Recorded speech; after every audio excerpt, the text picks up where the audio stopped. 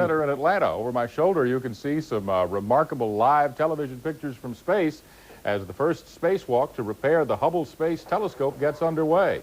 At the end of the robot arm, up at the top of your screen, you can see astronaut Jeff Hoffman, who is opening up one of the doors on the Hubble Space Telescope in preparation for removing two failed gyroscope units that are inside. And down at the lower left-hand side of your screen, you can see astronaut Story Musgrave, who was the payload commander for this mission. Musgrave will be handing replacement gyroscopes up to Hoffman at the proper time. This spacewalk is scheduled to last for 6 hours. The astronauts have been outside for just under an hour so far. We'll listen in now and see what they're saying. About 6 feet out. Just there's nothing you can do about it, but just to know it, we've got a loop there. Okay. I'm going back to the TA. Okay. There you can see Hoffman from the end of the robot arm. There's a camera about halfway down the Canadian-built arm, which is what we're looking through right now. It allows us to sort of look over the astronaut's shoulder as he does his work. The funny-looking thing that looks like the letter T on his left side is a tool caddy, and there are numerous tools there with various screwdrivers and wrenches that he'll be using to open these doors on the side of the telescope.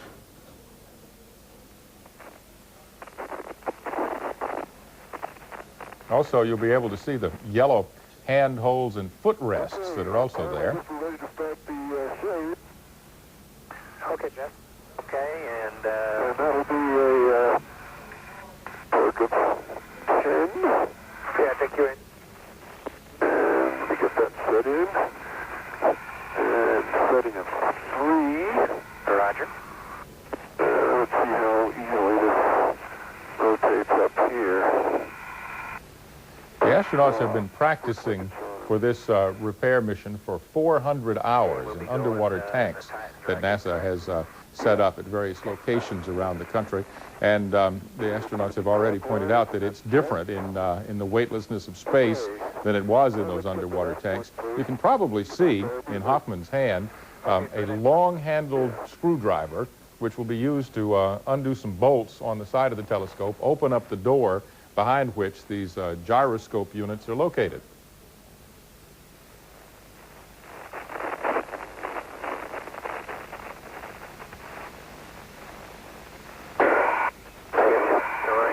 I think it went a lot better, Tom. Yep.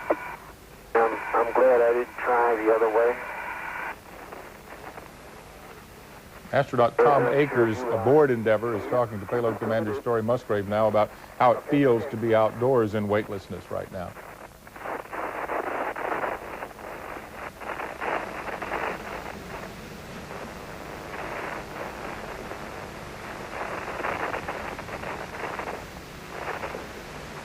For tonight's mission to be 100% successful, the astronauts will have to replace 4 of the 6 gyroscopes aboard the telescope, replace the electronic control units that go with those gyroscopes, and also put in some more modern fuses in a fuse box that's located on the inside of one of the doors there at the side of the Hubble Space Telescope. 1, 2, 3. Go to the lower left.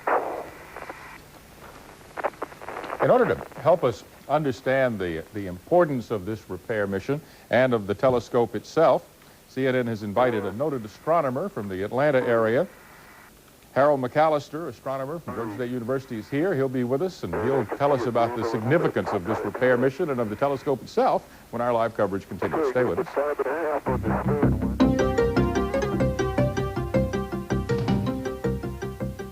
The Space Shuttle Endeavour is moving from darkness into light right now.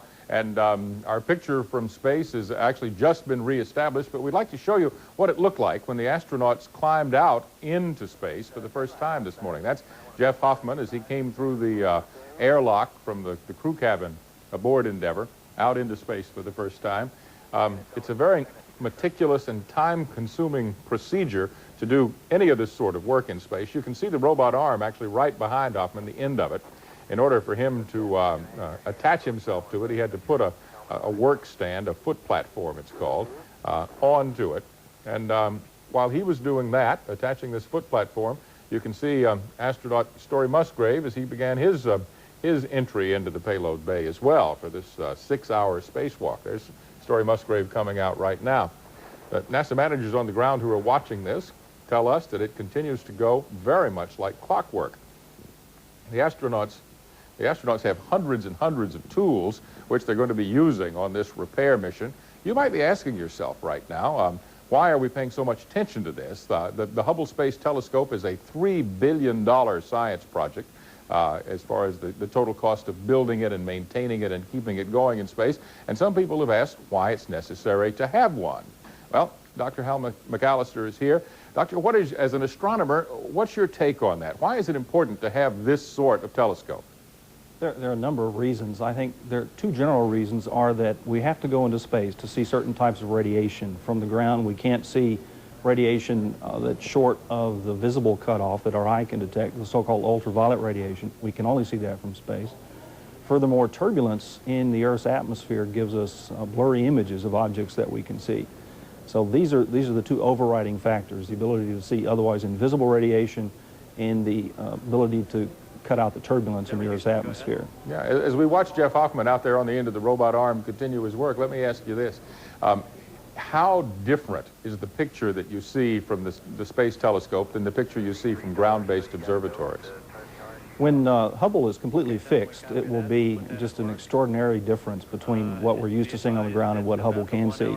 In spite of the spherical aberration that the telescope has suffered from, advances in image processing mechanisms and algorithms have allowed it to do a great deal that I think people don't fully appreciate. But it's the difference from night from day, I'd say, ultimately when it is fixed. Yeah, I think while you were talking, I was watching Jeff Hoffman out there at the end of the robot arm. The arm is being piloted by Claude Nicollier, who is back inside the shuttle, and Hoffman is using his hands to signal Nicollier to move the arm left or right or up or down as he is out there on the back of Endeavour trying to get one of the doors on the side of the telescope to open. This process is going to take a long, long time, and the reason for that is that the astronauts want to be very, very sure that they don't break off one of these bolts that holds the door in place on the telescope. And since nobody's tried to turn these bolts for 3.5 years, people are really not sure whether they're going to be frozen or whether they're going to stick or whether they're going to open easily or not. Maybe we can listen in and just see what kind of progress Jeff Hoffman is making as he begins to work on the bolts. How you doing, Story? So prep is complete. I wasn't counting turns. I did them all 5, of course. Okay. That's it. You know. Yeah. Okay. Keep coming to the left, Claude. To the left, Jeff. Hey, it looks good. Anything in there, Story? HRS. Okay. And keep coming aft. Just like we left it, Tom. All right. Good. Okay. Aft, Claude. Up.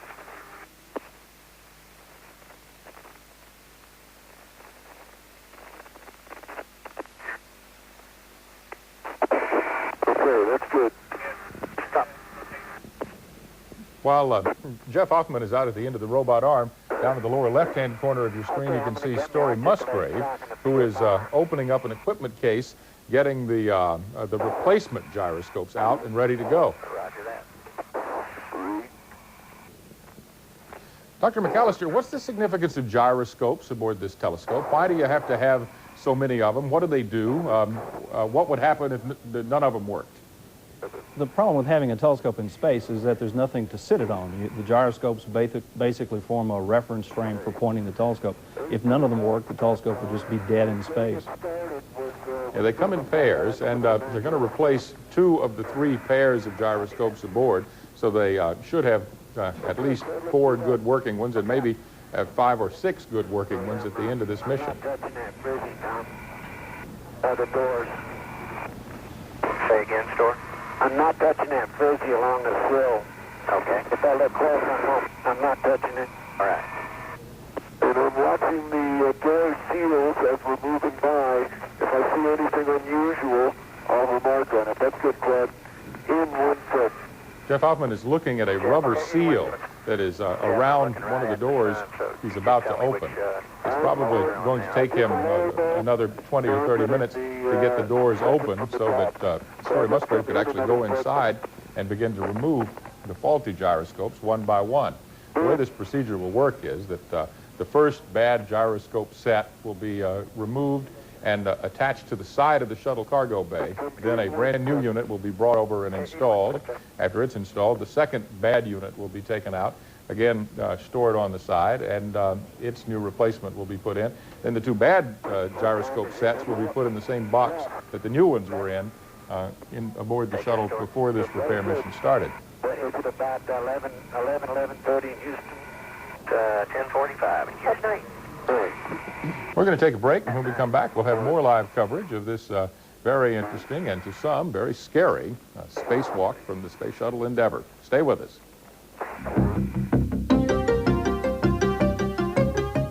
Welcome back to CNN's live coverage of the Endeavour spacewalk to fix the broken Hubble Space Telescope. Right now in space, the telescope and the Endeavour are coming into daylight over Africa. They go into daylight once every 90 minutes, and you can see astronaut Jeff Hoffman there working away, attempting to open one of the two doors that protect the space telescope's gyroscopes from any damage from the outside. Hoffman is going to replace, along with his associate, Payload Commander Story Musgrave, 4 of the gyroscopes. We have some animation to show you in speeded up fashion what exactly is he's doing there and what's going to happen as this mission continues. The animation, at least, shows you that the door will open. This is the door that he's working on right now. And then astronaut Story Musgrave, represented by the animated figure on your left, will go inside. And there's what Musgrave will be doing probably 20 or 30 minutes from now inside after the doors are open. He'll remove one pair of gyroscopes, which NASA chooses to call rate sensing units. He'll take it out and put it back on the side of the shuttle, and a new unit will be plugged in right away. And then the second faulty unit will be taken out and replaced in exactly the same way.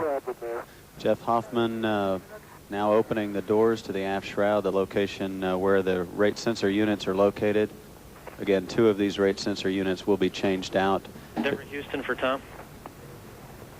Go ahead. The RSUs have been powered off. They will complete their spin down at 19:26:33. Here comes the door. Okay, copy 19:26:33. About 5 minutes, complete spin down. That looks good, thanks. The door is opening by itself. Jeff Hoffman, I think, somewhat surprised that the door opened as easily as it did. Okay. You might evaluate, Jeff, here if you think they're going to stay put or not. Exactly.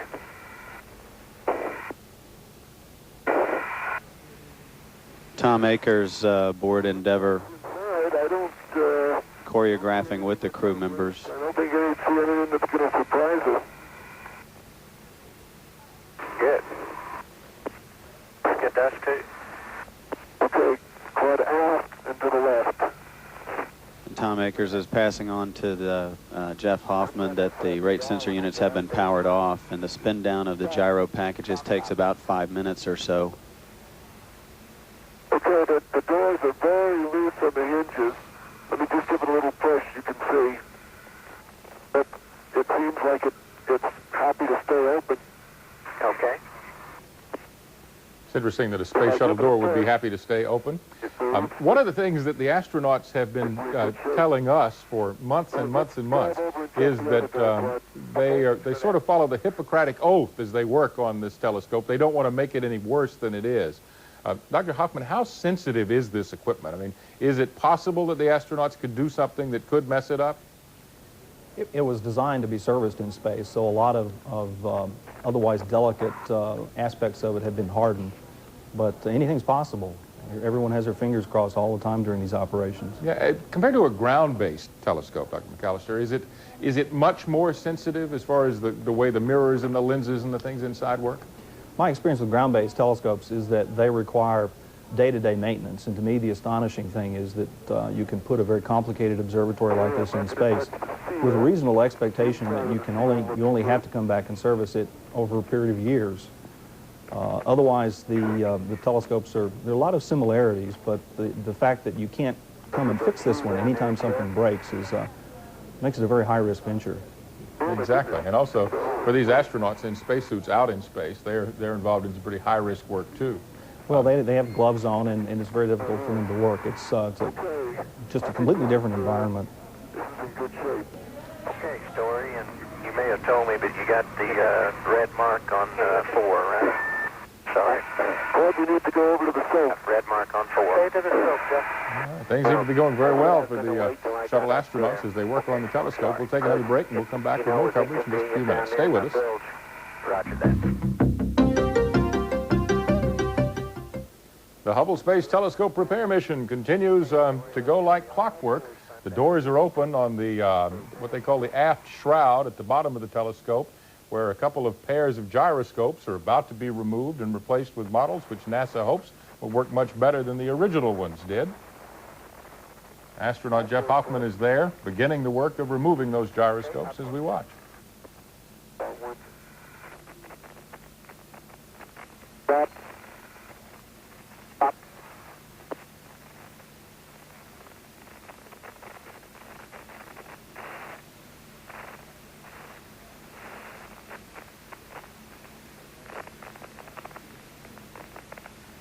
Can't see him right now, but astronaut Story Musgrave is also there, and he is participating by getting new gyroscope units ready to be plugged into the side of the telescope.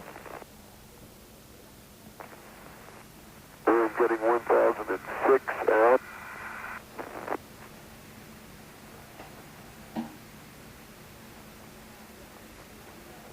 Check the microwave plates. No chips. They look okay. Well, we've lost our picture from Endeavour temporarily. One of the interesting things about our coverage of this through NASA for the next 6 hours and for the rest of this mission is the telescope itself and the shuttle itself will have to be shifted in space and attitude every so often to make sure that the astronauts don't get too hot or too cold. And when that happens, we'll lose our video picture from space temporarily. Also, there are a couple of communication satellites there involved that don't provide 24-hour-a-day coverage for the shuttle as well. But when the picture comes back, we'll have more. Dr. Hal McAllister, you've been watching this. As an astronomer, how does it make you feel to see the astronauts doing this sort of job? Well, we're all nervous. Astronomers all over the world are hoping that this is going to work out. It's extraordinarily complicated. There are a lot of different things that have to be fixed. I think most people believe that the problem with Hubble Space Telescope is simply the mirror, that needs to be fixed. But there are a lot of little things. The gyroscopes are an extremely critical part of the telescope. If, as you mentioned earlier, one of them failed, the telescope would be dead in space. So we're all very anxiously awaiting this. Hubble is going to tell us ultimately the origin and possibly the fate of the universe, and it's unrivaled in this capability potentially. CNN and Time Magazine did a survey this week, and we asked the American people the question, are you confident that NASA is going to be able to pull this off? And the response we got, 69% of the people we surveyed said they were confident that NASA was going to be able to pull this off. How confident are you? Well, I'm confident, I'm optimistic, I'm hopeful, but it's very complicated. I'm not sure that it really makes much sense to give it a probability of success. All right. Which night of this, or which part of the telescope's replacement do you think is the most critical? You said that, it's not just the mirrors. There are other things to fix as well. What's the most important thing to fix as far as you're concerned? The installation of CoStar, which is the optics package, it's like putting a corrective lens in your eye to take care of aberrations in your eye lens, is the thing that everyone is really looking forward to, because CoStar will enable several of the instruments on board Space Telescope to function to very nearly their full original potential. I think most of us will be looking forward to that. Yeah. And that'll come up about 3 nights from now, so we'll all be here and paying close attention to that. Our coverage will continue. Thanks for being with us. Stay with us as the Hubble Space Telescope repair mission continues. Our live coverage. Spacewalk in the cargo bay to begin work on the Hubble telescope. They plan to replace 2 pairs of gyroscopes and 2 electronic control units on the Hubble. CNN International will bring you live pictures from the mission throughout. Welcome back, and we'd also like to welcome our viewers from CNN International to our live coverage of the Hubble Space Telescope repair mission. We're getting an astronaut's eye view inside the Space Telescope right now. from the shuttle Endeavour. This is a close-up camera. It's at the end of the shuttle's robot arm. It's looking in very, very carefully at the star trackers. And right there to the left of your screen, you can see one of the gyroscope units. Mission commentator Kyle Herring is talking now with astronaut Mario Runco about what's going on, and we'll listen into them for a minute if we can. In space, we use celestial navigation. We fix on the stars, just like the sailors of old did as they crossed the ocean. And we position ourselves very precisely. And even today, that is one of the most precise ways you can get a fix on where you are. And that tells the Hubble or the shuttle, the orbiter, depending upon which set you're using, where it is in the universe, and therefore it can determine if you want to change its direction and point at something. It knows where it is, so it knows which way to turn to point at the appropriate star or celestial object. Houston, Endeavour. Endeavour Houston, go ahead. Greg, I sent down 5 frames, ESC frames of the RSUs. You want to pull those off now and see if they're any good? Okay, we will do that, KT.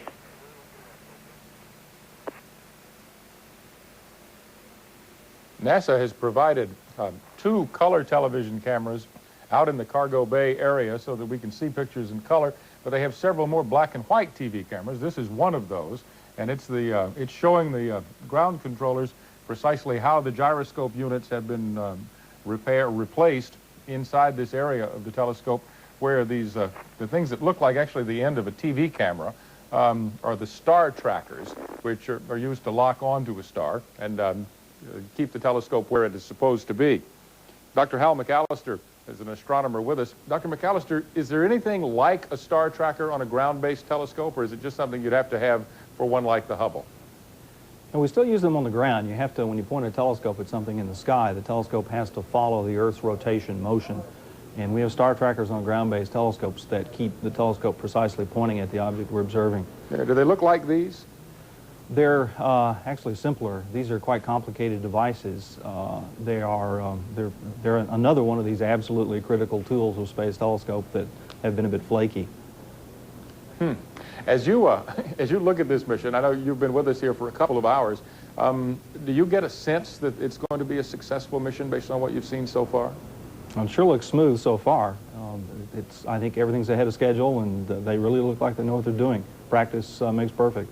All right, we've asked our viewers around the world to join us on the telephone and ask questions of, I hope you and maybe me. And we have our first caller now from Georgia. Go ahead. Hello, how are you? Good. Yes, this is very fascinating for me, being a layman in this astronomy that you guys are doing. How exactly does the science approach this question of the age of the universe, and how does the Hubble deal with that? How will you ascertain the answer to that? Al McAllister, take that one. How do we determine the age of the universe, and how will Hubble help us ascertain that age?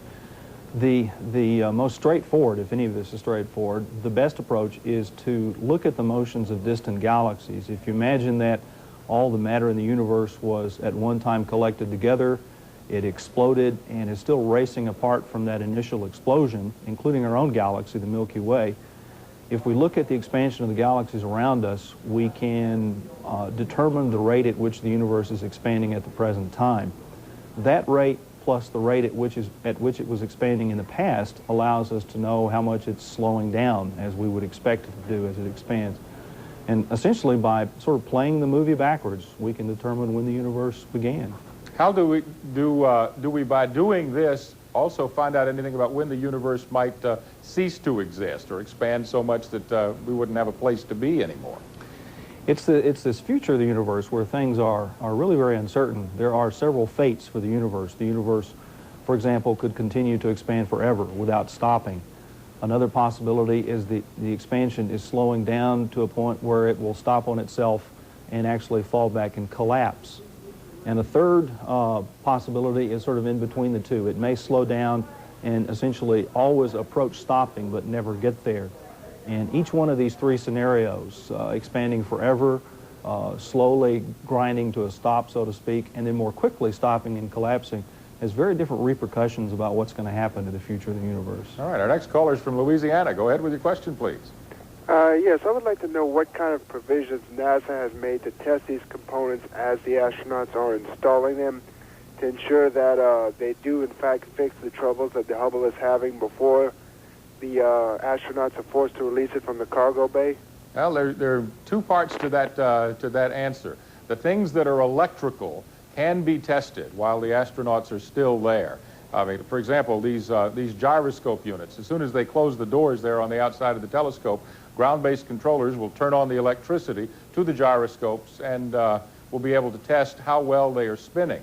But for some of the other parts, the corrective optics systems that have been ground on the ground for the wide-field planetary camera and for the other optical instruments, including the various spectrometers, they won't be able to know for sure whether those things are working until some weeks from now. They can't, for example, open up the main door on the Space Telescope while the Hubble is in the neighborhood, because some space junk or debris from the shuttle could contaminate the telescope, and so they can't test the optical system until the shuttle is long gone, and that's a problem that I foresee for NASA. But the scientists who've done the corrective work say they're going to be able. These new mirrors and new optical systems are going to work. They're a lot more convinced of them than they were after they saw that main mirror was ground incorrectly. We're going to take a break. We have more callers waiting. We'll be right back. Stay with us. Welcome back to our live coverage of the spacewalk to fix the Hubble Space Telescope. I'm John Holloman, joined by Dr. Hal McAllister, an astronomer and a viewer on the phone from New York. Go ahead, please. Hello, good morning from New York. I was wondering if you could give us all at home a brief overview of the objectives of this mission and tell us what the astronauts have already accomplished and what they have yet to do. Absolutely. The most important thing that they have done so far is grab the Hubble Space Telescope. Had they failed in that, the rest of the mission would have been fairly worthless. So the fact that they have it on board the Endeavour out in the cargo bay is a major accomplishment. Right now, what they are doing is closing the doors, having replaced two of the gyroscope pairs, which keep the telescope steady when it's up in space. What they're going to do on the next spacewalk, which will be about this time tomorrow night, is to replace the solar panels on the side of the telescope. Then they'll replace the main camera, which you can see just there at the top right-hand corner of your screen. Then they'll replace one of the instruments aboard the telescope with a new optical system, which will make all the other parts of the telescope do better what they're supposed to do, which is focus light from distant galaxies. And after that, there'll be some replacements to a part of a computer aboard the telescope, upgrading it from its current 286 way of processing data to a much faster rate, a 386 type computer. And if all goes well in the 5 days of spacewalks, the astronauts will get a day off to look out the window at planet Earth, which is something they're hoping they'll be able to do. And those are the main objectives. And so far, according to the NASA managers on the ground, they are about 20 or 25 minutes ahead of schedule right now for what they should be doing. We have another caller now from California. Go ahead. Hi, John. This is Tim. Just wanted to call and voice my support for the Hubble telescope repair. I've been looking forward to it for months. And I'm glad to see that CNN is providing live coverage, and hope you continue to do it constantly. I could watch it all night long if you had it on TV. One other thing I wanted to point out was the tool they use for, similar to a power screwdriver. NASA calls it a PRT, for a power ratchet tool, just for future knowledge. All right, thank you. Thank you. I sometimes try to translate NASA speak into things that most people would understand. I know in my toolbox, I don't have anything like a PRT, but I do have a pretty good electric screwdriver. And that's what the astronauts have been using on this part of their repair job so far. They have hundreds and hundreds of tools. And in the first 45 minutes of the spacewalk today, all of those tools came out of their various positions back in the shuttle and out into the cargo bay so they could have access to whatever it was they needed to do this repair job. There was some concern that maybe bolts would be frozen on those doors that they're now closing, and as it turns out, the bolts weren't frozen. The telescope is in excellent shape, according to what the astronauts are saying so far. Our next caller is in Kansas. Go ahead, please. Yes. If it doesn't come through successful this time, are they looking at another possible mission, or are they also looking at possibly just bringing it back down to Earth and fixing it down here and sending it back up? Good question. Good question.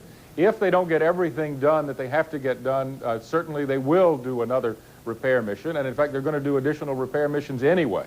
One of the things about this telescope, and Hal McAllister, you can jump in here at any time if you want to help me with this, is it's designed to be upgraded as technology improves and better instruments are manufactured, or new technology for making telescopic instruments is come up with on Earth. Astronauts will go up and plug that new technology in. For example, 20 years ago, when the telescope was in its early design stages, the only kind of computer that there was available on Earth was a 286 type computer, which is the kind that I bought 10 or 15 years ago, and it's not even available anymore. All computers are more powerful than that. When they got a more powerful computer that was authorized for space flight, they put one aboard Endeavour, and they're going to plug it in right on top of the old computer in a couple of nights from now. As far as bringing the telescope back to Earth to work on it, it's a question that I've been asked several times this week. Why don't they just do that? Isn't that easier than putting these astronauts in spacesuits out there at some risk to work on it? And the answer is sure, they could bring it back and work on it, but if they did that, the astronomers, people like Hal McAllister, who want to use the telescope to see things in space, would not have access for it for up to a year. The reason for that is it's a big piece of equipment to put in the shuttle. It would take a long time to get an empty cargo bay aboard a shuttle with all the other things NASA has to carry into space to take it back up. And once you bring it down to Earth, it is going to be subject to a lot of pollution that they don't have in space. And if you get any dust or sand or anything like that in this telescope, it becomes almost worthless for perfect astronomy. So where it is in a vacuum, in a cold environment that it's designed for, and a much less polluted environment than there would be at, say, the Kennedy Space Center in Florida. We'll take a break. We'll come back as the shuttle repair mission of the Hubble Space Telescope continues. Stay with us. The Space Shuttle Endeavour now flying in daylight again for the first time in about 30 minutes. The shuttle orbits the Earth every 90 minutes, basically. So it'll get about 45 minutes of daylight and 45 minutes of darkness every 90 minutes. We're joined by Hal McAllister, an astronomer from Georgia State University here in Atlanta. And as the astronauts do their work, closing up the doors on board the telescope, having replaced the broken gyroscopes with new ones, and as they're about to get ready to replace the electronic control units on those gyroscopes, Hal, I'd like to talk with you about, and let you respond to the critics of NASA and the Hubble Space Telescope program, who have said since the flaw in the mirror was discovered that the telescope just can't see straight or is very much out of focus. How much science, how much astronomy has been lost because of this problem with the mirror? Has the telescope been a flop, or has it worked pretty well? Well, the telescope hasn't lived up to its original specifications. It's certainly not a flop. It's being regularly used. Hundreds of astronomers have had observing opportunities on the telescope. The scientific literature is already full of papers from Hubble Space Telescope. It's a very productive instrument in spite of these optical problems. NASA, when the problems were first discovered, convened a group of astronomers to determine how best to deal with the blurry images. And many techniques which have been developed for other purposes in astronomy and elsewhere have been used to clean up these images. So I think the public is not really as fully aware of the progress that has been made in spite of this handicap. All right, Hal, thanks. We have a phone caller with us in California now. What's your question? Hi. I have two questions. Mm-hmm. The first one is, are the astronauts attached to anything, or could they free float away and get lost in space? Short answer is no. They are very much attached to something. The one on the robot arm has got his feet in clamps that won't let him off the arm, and the other astronaut uses wires, sort of like bungee cords. NASA calls them tethers. You can actually see a tether floating there just to the right of the backpack with NASA on it. They have clips on either end that clamp them to the space shuttle itself, so they can't float off in space. And your other question? The other one is, every once in a while when there's a long shot, it almost looks like there's a shooting star or something going on behind, out there somewhere. Is that what it is? I'm not sure. Hal, I don't know if you've been able to see the pictures when we see the telescope sort of with the sky behind it. Is it possible? Could there be a shooting star out where the telescope is? Well, it's possible. I suspect it might be light from this spotlight that they're using for illumination reflecting off the solar panels, perhaps, but I can't say for sure. Yeah, okay. As you can see, the astronauts are now closing the doors or doing some work on the doors around the star tracker area of the telescope. We have another caller in Hawaii. Go ahead. Hello. This is Van Nelson. I have several questions. One starting with, how much will this mission cost? Okay, Ben, I'm sorry. I'm asking your first question again, please. How much will this mission cost? $649 million, I believe. That's And who will be paying the cost on this mission? You and I will, along with everybody else who pays taxes in this country. It's in the overall budget for NASA. It's in the overall budget for the Space Telescope. Actually, some of the money to do the fix won't be United States taxpayers. Some of the parts of the telescope that are being repaired are manufactured and maintained by other countries. Yeah, John, I think it's worthwhile pointing out that some of these repair funds have been taken out of the second-generation instruments, so those programs have been slowed. This is not new money that's been appropriated for this repair. Right. I have one other question. Sure, Van. Why isn't the company that originally built the Hubble responsible for payment on this? As a home builder, when I build a home, I have to pay for any cost where I make any mistakes. And thusly, I would think that they should be responsible for these costs. I, as a taxpayer, tend to agree with you on that. The contracting procedure that NASA uses to get people to do things for the space agency sometimes have clauses for the contractor to pay money back to NASA if what they said they would do, they didn't do. But in this case, the clause was that the contractor did what NASA told it to do, and the instrument that was flawed could have been a contractor instrument or could have been a NASA instrument. There was an argument, and there's probably some lawsuits that will continue connected with this. Let me tell you what's going on in space right now. You know, the astronauts have replaced these parts of the telescope, and the door is open very easily at the beginning of this part of the mission. They can't get the doors to close now. Let's listen as the astronauts talk to ground controllers about what to do about getting the doors closed. I won't know until we try. These doors, of course, have not been opened in 3.5 years. We're going to have to try it.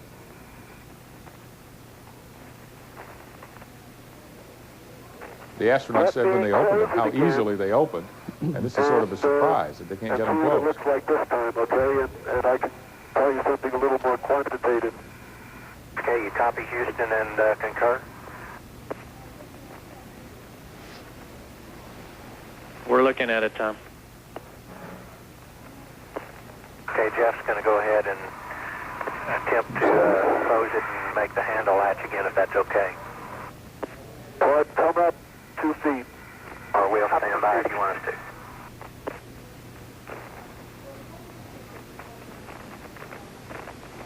As you know, the Hubble Space Telescope is a Give us 30 remarkably seconds, Tom. complex piece of equipment. Okay, why don't we And, stand by, Jeff? We'll hear from Houston, all right? I'm standing by. What is happening, because they have this problem, is that there's a conference going on the ground in Houston. The manufacturer of the door, the maker of the telescope, NASA engineers, NASA managers, all trying to decide what to do to get this door to close. Astronaut Jeff Hoffman, who you see there at the end of the robot arm, is pushing the door shut. There's a hand latch up about where his right hand is, and he's apparently going to attempt to get that latch to work to close the door, although it didn't work Houston, earlier. Tom, Jeff is go ahead and close the doors. We'd like him to close from the center. Go ahead and close the handle latch, and then try to zipper it up, see if that works. Okay. Copy, Jeff. I got it. Okay, the handle latch is coming closed. I'm going to look at the upper part this time. Well, and we still have that gap there. Okay, before I drive this bolt, let me just go over and let's go up 3 feet, Claude. I want to see how much the next bolt misses by. Okay, up 3 feet. This is sort of like a latch in a tall file cabinet where you turn a handle and then a piece of metal pokes up into the top of the door to latch at the top, and the top latch isn't connecting. And while the astronauts ponder what to do about this, we'll take a break. We'll be right back. Stay with us. A 6-hour spacewalk in which they're working to replace gyroscopes aboard the Hubble Space Telescope. The replacement of the gyroscopes has gone without a hitch until this moment. Right now, the astronauts are trying to close the door behind which the gyroscopes are stored. Let's listen in and hear what's going on. They've had a problem getting the door to seat. There's the door coming closed. 3, 4.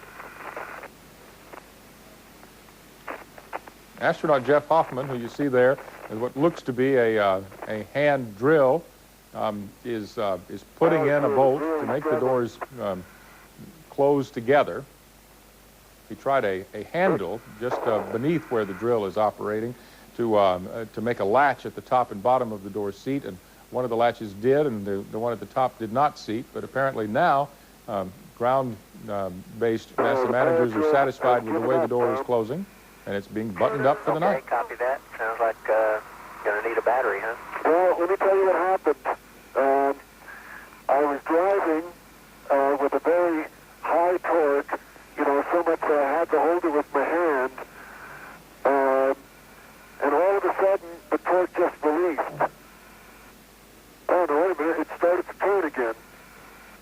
An electrical problem with his hand tool. That's very strange.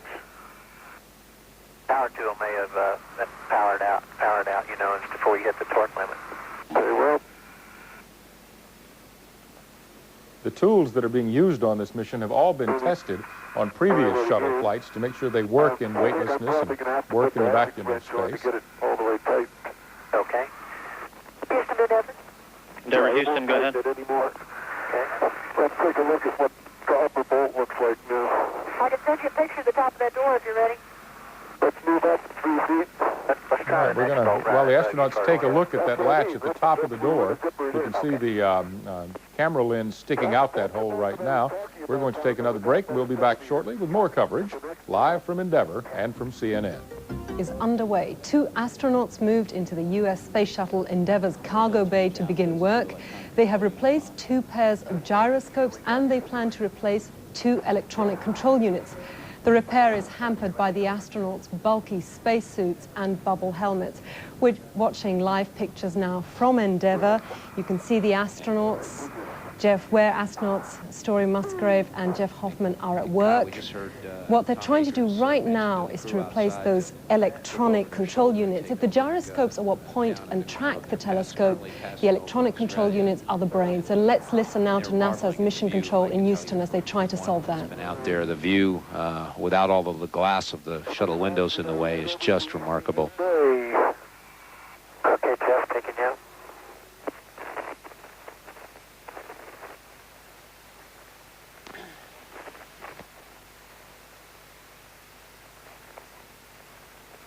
Robert PM handles in. Copy.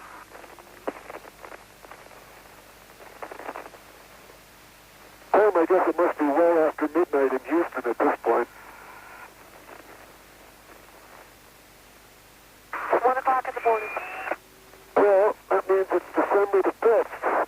That means it's Barbara's birthday. So I would like to wish her a very happy birthday. This is a big one.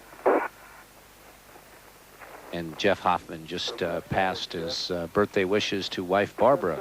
Every time you have it, is that it, Story? That's better. Okay. There you go, Barbara. Have it from the next And with one. those birthday wishes live from the Space Shuttle Endeavour, we leave the live coverage. This is the first of 5 days of spacewalks and are working in the cargo bay of the U.S. Space Shuttle Endeavour. This is the first of 5 days of spacewalks. The task, the replacement of 2 pairs of gyroscopes and 2 electronic control units. The repairs are hampered by the astronauts' bulky spacesuits and bubble helmets. CNN International will Hubble Space Telescope could have a major impact on support for big science projects like the telescope and for NASA itself. It is a repair mission in more ways than one. Endeavor's astronauts hope a sharply focused Hubble will not only change its view of the universe, but also the way NASA is viewed at home. We think they're going to go up there and they're going to do something and it's not going to work. If they blow this one, they're in trouble. NASA's troubles did not begin or end when astronauts deployed the $1.5 billion Hubble Space Telescope with the infamous faulty mirror. Challenger, go with throttle up. Challenger, go with throttle up. The Challenger explosion, which killed 7 astronauts 4 years before, the loss of the billion-dollar Mars observer this summer, the faulty Galileo space probe, and persistent shuttle launch delays have all added to NASA's hard luck story and the perception this could be a do-or-die mission. I don't worry that the future of NASA is swinging on this mission.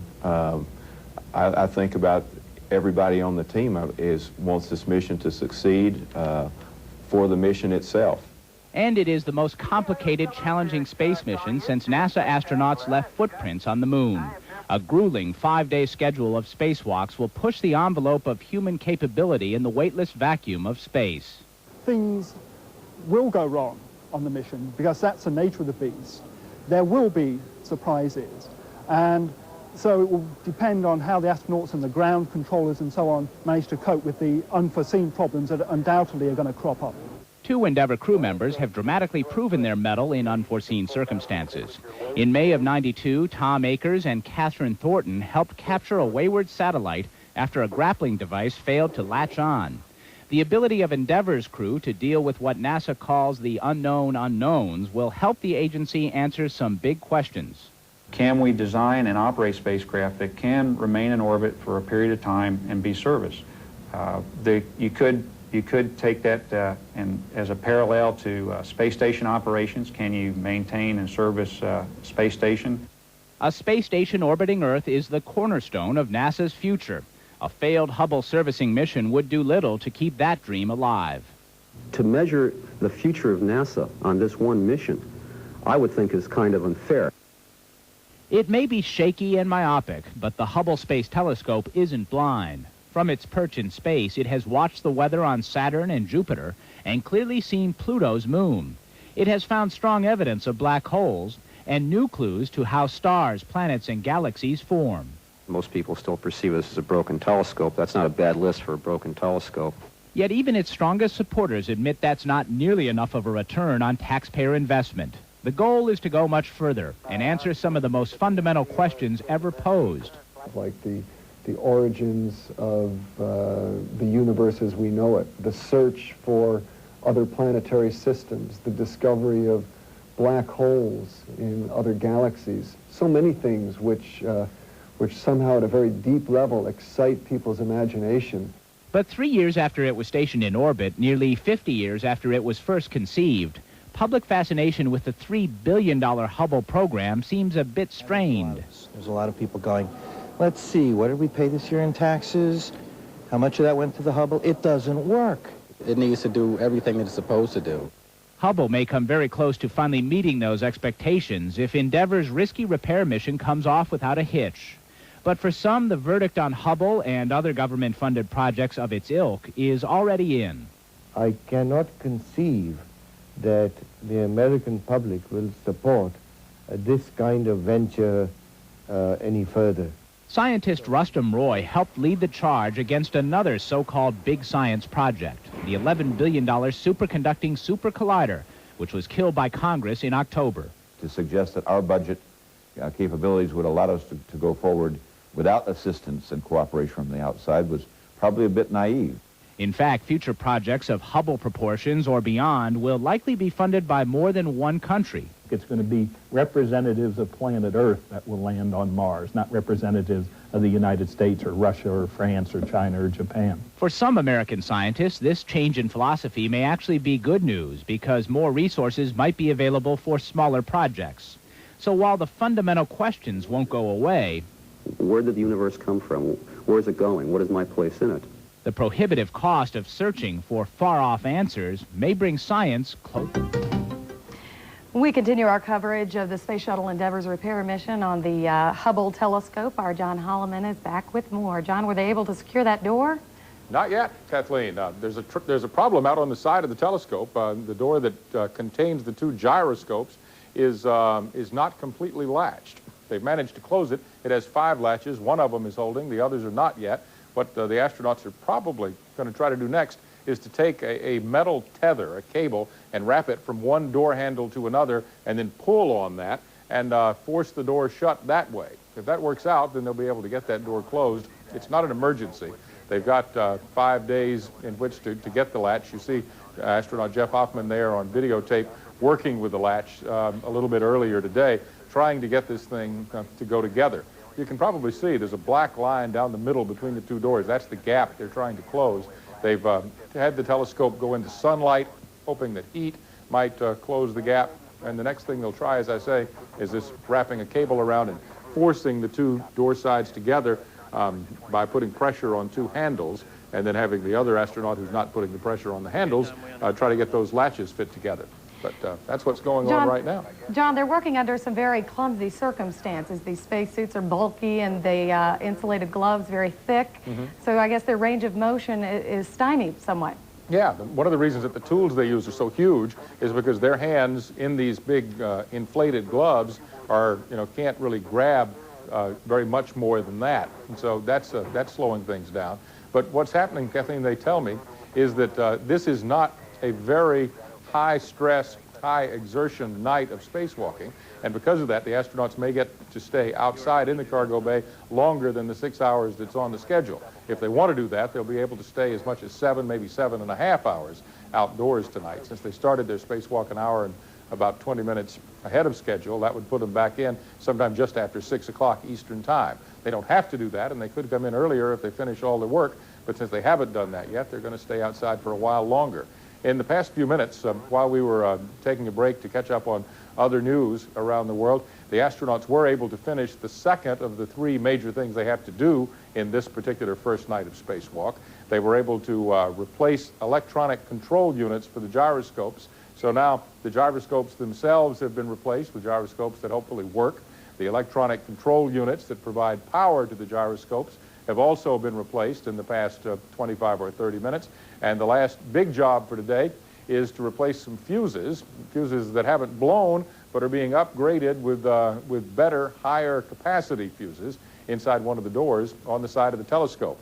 At this moment, we're unable to get live picture down here on the ground from the telescope because the tracking and data relay satellite, which is used to send those pictures, is out of range of the space shuttle at this moment. But probably in the next 10 or 15 minutes, we'll have more picture. As soon as we do that, we will bring it to you live, of course. John, what's on the agenda for tomorrow? What can we expect them to do on their next spacewalk? Tomorrow may be the most complicated day of this mission, Kathleen. 2 astronauts, Kathy Thornton and Tom Akers, will go outside, and they'll have to replace the solar panels that are on the side of the Space Telescope. Those solar panels, as you know, have had problems since the beginning. Every time the telescope goes into sunlight out of darkness or darkness out of sunlight, the solar panels wiggle, and that causes the telescope itself to shake, making it much more difficult for it to take a good, clear picture. The new solar panels are supposed to be better than the old ones in that instead of having rigid bars along the sides of the panels, they have springs which will perhaps damp this shaking when the telescope hits sunlight or hits darkness at the a couple of times each orbit. And they're hoping that they'll be able to take the old solar panels that are out there now, roll them up so they can bring them back to Earth so that they don't have to leave them out in space, and then put the new ones on and come back. But one of the solar panels that's currently on the telescope is in bad shape. It is bent, it is warped. The control rod that keeps it extended has a big kink in it, and it may well be that the astronauts are going to find it impossible to roll up that solar panel. And if they can't roll it up, what they're going to have to do is leave it extended, take it, disconnect it from the telescope, and push it off into space, which would be a waste of lots of millions of dollars and would create one more pretty huge piece of space junk to be floating around. We're going to take a break. We'll be right back. We'd like to hear from your viewers. If you have questions about what's going on, we have a phone number we'd like you to call, and when we get back, we'll give you that. In fact, there it is now. The folks at NASA say that CNN viewers are calling a lot of their centers instead of calling us. Please don't call them. They're busy. They're doing a spacewalk. Call us. All we want to... Welcome back to our live coverage of the spacewalking mission of the Space Shuttle Endeavour. Joining us, a man who knows a lot about astronomy and a lot about the Space Telescope and a lot about Edwin Hubble, for whom it was named, Hal McAllister, an astronomer from Georgia State University. Hal, there are a lot of different instruments on board the telescope, and I'd like to ask you to make just tell me the difference between two of the cameras. There's the wide field planetary camera, this big camera on the side of the Hubble, and then there's another one called the faint object camera. What's the difference between these two? I think the adjectives in the names pretty well describe the difference. The wide field planetary camera is designed to do high resolution imaging over a relatively wide field of view. It has taken these lovely pictures that we've seen of Saturn, for example, seeing the beautiful structure of the rings on the surface. The faint object camera is the camera that has very high sensitivity and is designed to see the faint, most distant things in the universe that we can image. The trick there is, again, the lack of Space Telescope's current ability to give very sharp images means that the faint object camera is not fulfilling its original specifications. And one of the things the astronauts are going to try to fix is the focusing mechanism for that faint object camera, so those pictures will be better. That's correct. All right. We've got callers waiting to talk to us. We urge you to call us, and please call us at CNN rather than NASA. They have called to let us know that hundreds of our viewers are calling NASA centers instead of CNN Center. We want you to call the number in the 404 area code to get through to us here. Our first caller is on the line from New York. Go ahead, please. Yes, I have a few questions. One of my questions is, what does the name Hubble, where does that come from? What does it mean? Second question is, how are we going to be able to see things using this telescope if the mirror is imperfect? And third question deals with a planetoid type thing that was found a couple of years back outside the solar system toward beyond Pluto. How come we haven't heard anything about that, and what type of information do we know about that? Okay, three good questions for an astronomer. Luckily, we have one of the top ones in the country seated about 20 feet from where I am. Hal, go ahead. Well, let's start with Edwin Hubble. Edwin Hubble was an astronomer who worked during the 1920s and 30s and in subsequent years at the Mount Wilson Observatory near Los Angeles, California. And it was Hubble who used the great 100-inch telescope on Mount Wilson who discovered the expansion of the universe. And in many ways, the Hubble Space Telescope is coming along to finish up the job that he started 60 or 70 years ago. We hope that it will live up to the name that it's carrying with it. The third question about the planetoid, and you may need to remind me of the second question, but the third question probably has to do with the fact that from time to time objects are found far out in the solar system, and there is a great deal of initial interest in them. We've learned that there are the minor planets between Mars and Jupiter. There are apparently families of these minor planets that exist further out into the solar system beyond the orbits of the Jovian planets. Can you remind me of your second question? It was about the problem with the main mirror on Hubble, Hal, and I can grab that quickly, I think. Okay. When they were building the telescope initially, they used an instrument to determine just how thick the main 90-inch mirror inside the telescope should be at its outer edge, and the instrument was improperly calibrated, so the mirror was off by the width of a 50th of a human hair. And what they've done is spent millions of dollars coming up with a new set of corrective lenses that are going to go in right below where you see on your screen here the primary fine guidance mirror. That's where the instruments are. Actually, you can see at the bottom of your screen some of the scientific instruments. New instruments will go in there which have new mirrors that are ground to compensate for the problem with the main mirror, which is up in the front of the telescope. So that's the answer to that question. We have more callers on the line now, I think. I've forgotten from which state, but Illinois. Go ahead, please. Hi, my name is Tony Martin. I'm in Chicago, and I'm a space nut from the first day I was born. I'd like to comment about the 286 information that was mentioned. Mm-hmm. That surprised me. 286. I got a 286 sitting right in front of me. Of course, my hard disk has crashed. And that made me think of the Pioneer and Voyager satellites, probes that we sent out. What technology did they use? Computers or whatever, tubes, transistors, integrated circuits? That's my first question. And CNN does a great job. And is there a NASA television cable channel that I can tune to, or bulletin boards, or someplace I can get videotapes of NASA missions? Can you help me there? Yep, absolutely. No, NASA does have a television service. It's called NASA Select, and for the past several years, actually since the Challenger, it has been on television almost 24 hours a day with programs about the space program. However, recent budget cuts have convinced NASA that they can't operate it 24 hours a day anymore. It's available on satellite dishes. I have a dish at home, and it's going to be operated only during shuttle missions, according to officials at the space agency from now on. But the pictures that we see here on CNN, we get directly from NASA using that system. And on the question of the computer technology, we were talking about 286 versus 386 computer technology, which probably many of our viewers don't understand. A 386 computer works better than a 286 computer, and what they'll be replacing in a couple of days on the Space Telescope is the current computer aboard with a higher powered computer. As to what sort of electronics they used on some of the earlier Voyager-type space probes, it was the best electronics they could get at the time. I don't think any of it was tube type. It was all transistor, but it was early transistor technology, a lot of it, which managed to work extraordinarily well. We're going to take a break. We'll be right back as our coverage from Endeavour continues. Back. The two astronauts who were involved in their first spacewalk of at least 5 to be conducted this week are about 2/3 of the way done now. They've repaired and replaced 2 sets of gyroscopes aboard the Hubble Space Telescope and the electronic control units that will run those gyroscopes from now on. And the next thing for the astronauts to do is to replace a series of 8 fuses, very similar to old-timey cartridge fuses in your fuse box. When that's done, they will have completed virtually everything they have to do today in order to get the first day of the spacewalk all out of the way. Things are going pretty well. There's one problem in that the main door over the shuttle's gyroscopes won't close completely. It has several latches on it. Only one of those latches has seated so far. You see there astronaut Jeff Hoffman working with one of the latches that wouldn't close properly. The managers on the ground say they're not too worried about it. They assume it'll get fixed sometime in the next 3 or 4 days. We're asking you if you have questions or you want to talk about what's going on in space now to give us a call. We have a caller on the line now from Washington. Go ahead. Good morning. Well, I don't hear from our caller. Well, this is from Chicago. Okay, I'll take a caller from Chicago. Certainly, go ahead. Well, we had to go to commercial break.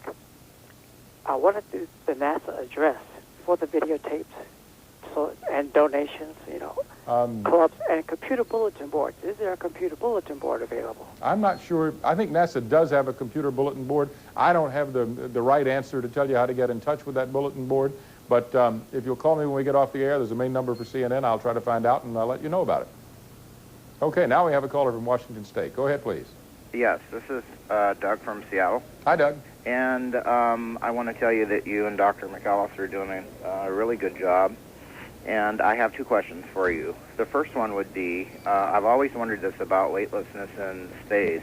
What is the relationship to, say, a 200-pound man as opposed to a 2,000-pound object when he has to work with it? The relationship and the difference as opposed to what it would be like on Earth.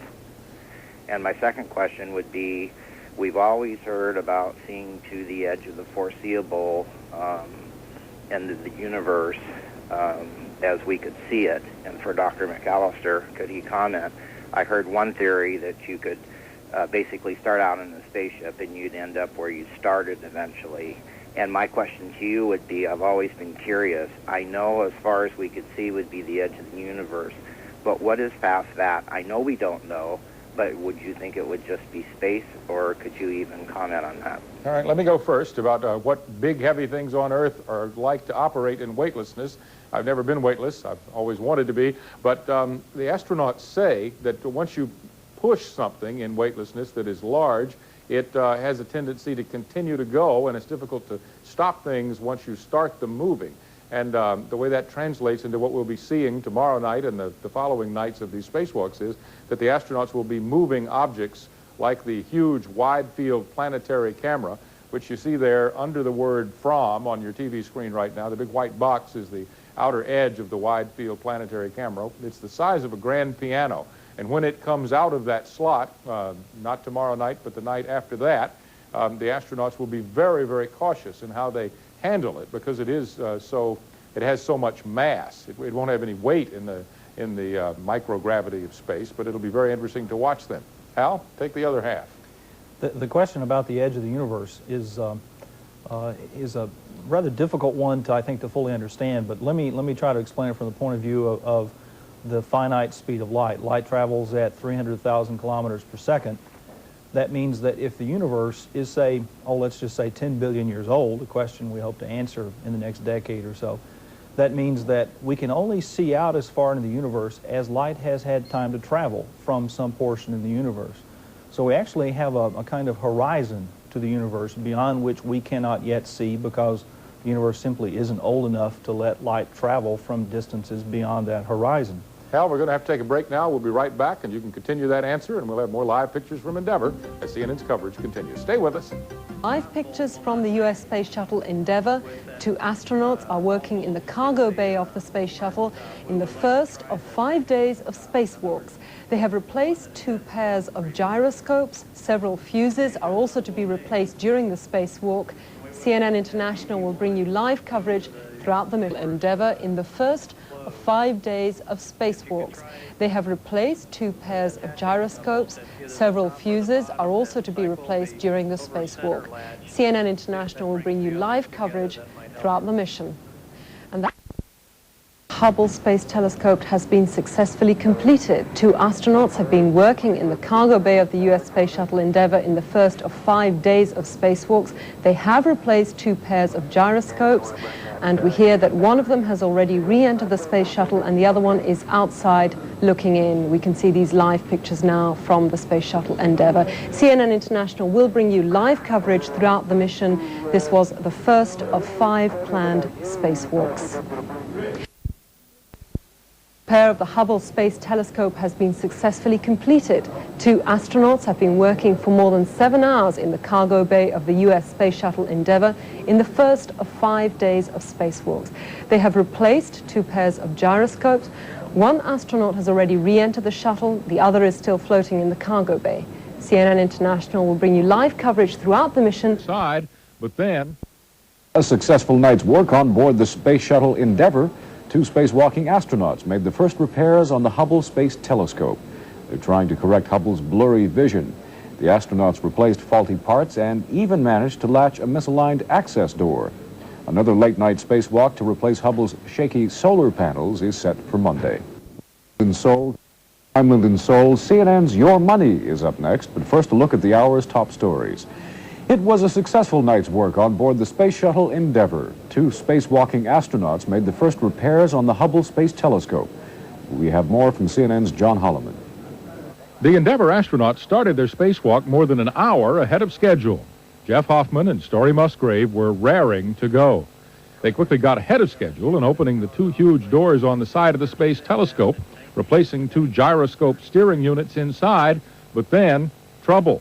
They couldn't close the doors. Power has given up, Tom. Okay, copy that. Sounds like going to need a battery, huh? Well, let me tell you what happened. I was driving with a very high torque, so much that I had to hold it with my hand. And all of a sudden, the torque just released. Oh, no, wait a minute, it started to turn again. So it turns now? Yeah. Okay. That's very strange. Delay in sealing the door put the crew behind schedule for the first time, but Hoffman and Musgrave, balancing together on the robot arm, were able to replace the electronic control boxes for the gyroscopes and replace some fuses stored inside one of the telescope doors. Story Musgrave was able to help the next team of spacewalkers by preparing the replacement solar panels for their installation before sunrise on Monday. The NASA equivalent of a tie-down belt was finally used to force those doors on the telescope together so the latches could be closed. Okay, 15 is in. See if you can engage the bottom latch door. Bottom looks pretty good. The bottom is engaged. All right, guys. I think we got the door closed. Yes. And the top is engaged. All right. Whew. Good work, guys. After the astronauts had spent more than 7 hours out in the payload bay, they cleaned up their workspace and went back inside to rest. Ground controllers ordered the telescope solar panels to roll up in preparation for the next spacewalk. Astronauts Kathy Thornton and Tom Akers will replace the solar panels before dawn on Monday. John Holloman, CNN reporting.